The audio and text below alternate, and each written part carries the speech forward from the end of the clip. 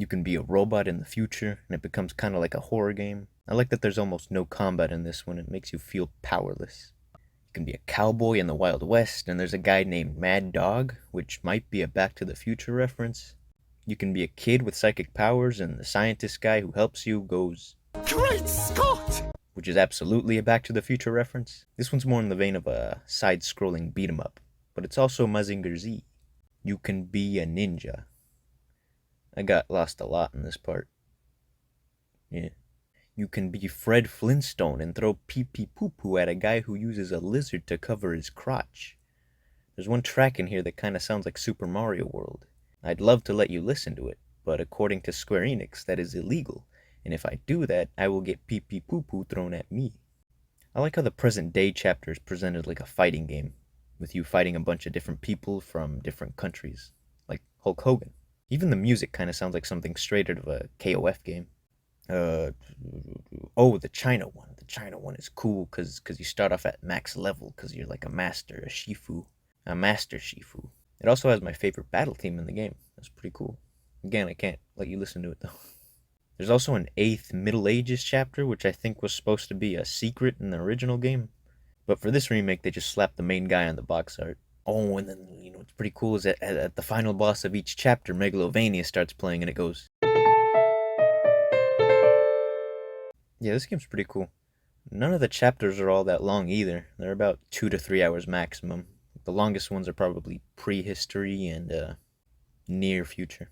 None of them really overstay their welcome. They're all pretty solid stories.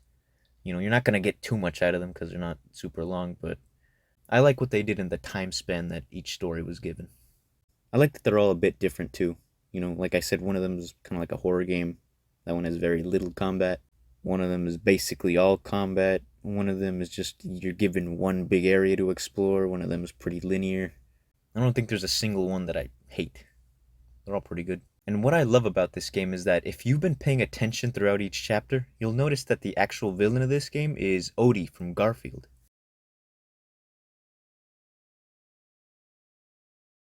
Okay, I just finished the final chapter of the game. After Middle Ages, there's one more chapter, and that's the one where everything converges.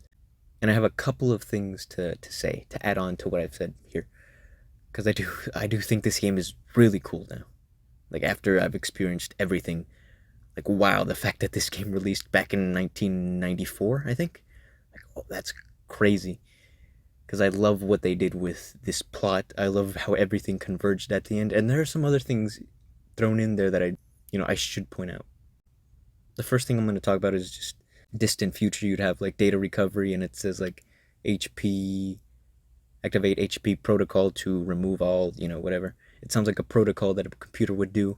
But then like prehistory, it's like jump on bad to do high damage. Very unga bunga talk. And stuff like that is really funny, and it does a good job of giving each chapter an identity. And building on that is the Middle Ages chapter. Each chapter kind of has their own color. And the Middle Ages chapter, you think it's going to be light blue, kind of like near future. But then you get into it and it's red, and it's like, what? I thought it was going to be blue. And then you find out, what happens in that chapter, and it's like, oh, I get why it's red now.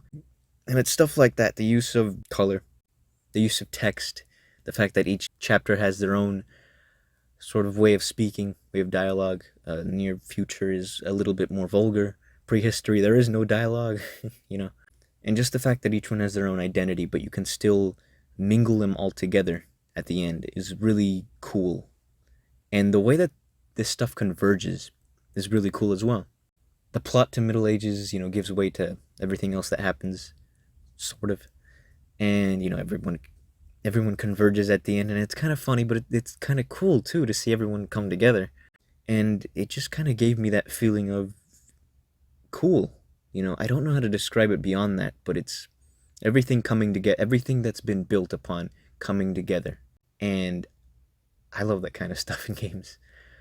I love it when you get to that final boss moment and everything just comes together, everything kicks in. There's a part during the final boss where the characters that you didn't use in your party, they come in as like a sort of secondary party, and you don't use them for long, but that was really cool, where it's like, okay, now I'm using every character at the same time, and I kind of wanted that to happen from the beginning of the that final chapter. But that's a really cool moment, and I love stuff like that. I love that everything can come together and just feel really cool. And then there's a Gigalovania. I didn't even Gigalovania. That probably sounds something like this. There's a Gigalomania, and that was really cool to hear that after hearing Megalomania for so long. And then the story's really cool as well. The fact that all of this convergence happens because of something dumb that kind of happened in the Middle Ages one, and the way that the throne is just like a thing that exists for anybody who wants to take it. I think that entire story is really cool. That's very modern, oddly. Like I said, I didn't even realize that something like this existed in 1994. I really like the story. I really like where it went. I like that everything kind of came together. The idea that each one is a sort of incarnation of Odio. A fun fact, Odio means hate in Spanish. But everything's an incarnation of Odio. And you can choose during the final chapter to play as the final bosses instead of the protagonists. That's pretty cool. But everybody's sort of coming together to refight their bosses. And this time around, it's not even like Megalomania. It's just the regular theme. All of that is really cool, and first of all, it shows progress. The fact that we've progressed so much that we don't even need to consider these final bosses. They're just regular enemies at this point. But it's all so cool, and I think it's all so well handled. And honestly, this was such an enjoyable experience that at the end I was like, I'm really glad I played that. That was pretty great.